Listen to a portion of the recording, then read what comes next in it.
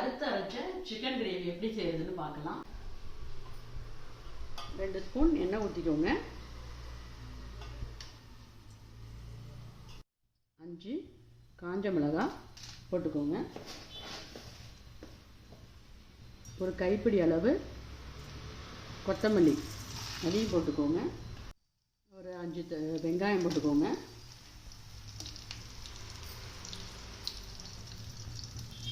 கொஞ்சமாக தக்காளி போட்டுக்கோங்க. ஒரே ஒரு கிராம்பு, கொஞ்சமாக பட்டை, ஒரே ஒரு ஏலக்காய், கொஞ்சமாக சோம்பு அதையும் போட்டுக்கோங்க.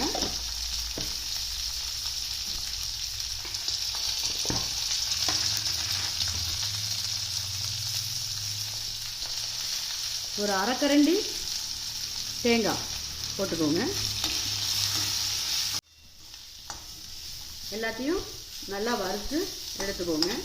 இப்போ இந்த ஸ்டேஜில் புதினா தழை கொஞ்சமாக சேர்த்துக்கிறேன். நான் ஆப்ஷனல் தான், உங்களுக்கு வேணால் சேர்த்துக்கோங்க, இல்லைன்னா வேண்டாம். இப்போ பாருங்கள், நல்லா வறுத்துட்டேன். இதை ஒரு மிக்ஸி பவுலில் போட்டு அரைச்சி எடுத்துகிட்டு வந்துடுறேன்.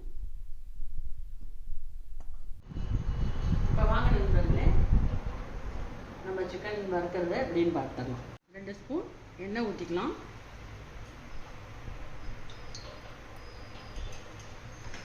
எண்ணெய் காயட்டும். சின்ன பிரியாணி இலை போட்டுக்கிறேன். ஒரே ஒரு கிராம்பு போட்டுக்கிறேன். ஒரே ஒரு ஏலக்காய், ஒரு சின்ன பட்டை போட்டுக்கிறேன். கொஞ்சமாக வெங்காயம் கட் பண்ணி வச்சுருக்கேன். நான் கொஞ்சம் தாங்க போடுவேன், நீங்கள் வேணால் நிறையா போட்டுக்கோங்க, நல்லாயிருக்கும் நிறையா போட்டால். கொஞ்சம் புதினா தழை போட்டுக்கோங்க.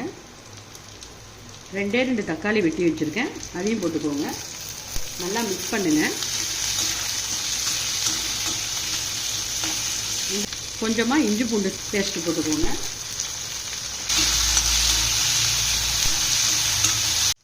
இப்போ நம்ம 1/4 கிலோ சிக்கன் நான் எடுத்துருக்கேங்க, அதை அப்படியே போட்டுருங்க. போட்டு நல்லா பரட்டி விடுங்க. தேவையான அளவு உப்பு சேர்த்துக்கலாம். பாருங்க, சிக்கன் நல்லா வதங்கட்டும். இந்த ஸ்டேஜில் நம்ம வறுத்து அரைச்சி எடுத்துகிட்டு வந்தோம்ல இந்த பேஸ்ட்டை ஆட் பண்ணிக்கிறேன்.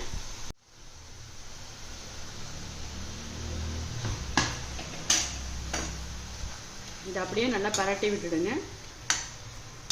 தண்ணிலாம் எதுவுமே ஊற்ற வேண்டாம், ஏன்னா சிக்கனுக்கு எப்போவுமே தண்ணி ஊற்ற மாட்டாங்க, இதே போதும்.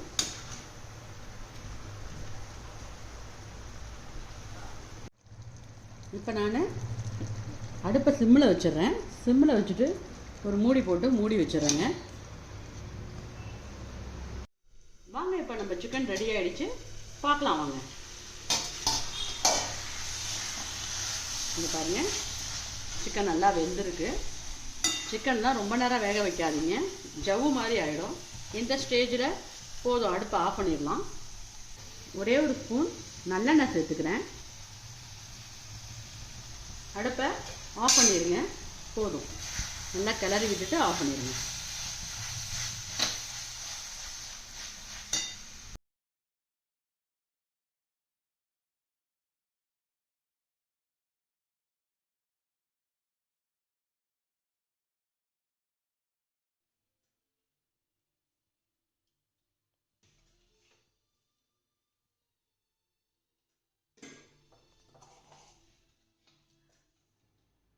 லைக் பண்ணுங்கள், நீங்கள் வீட்டில் செஞ்சு பார்த்துட்டு எனக்கு கமெண்ட் பண்ணுங்கள், ஷேர் பண்ணுங்கள், அப்புறம் மறக்காமல் சப்ஸ்கிரைப் பண்ணுங்கள். அடுத்த வீடியோவில் பார்க்கும் வரை உங்கள் சிந்து.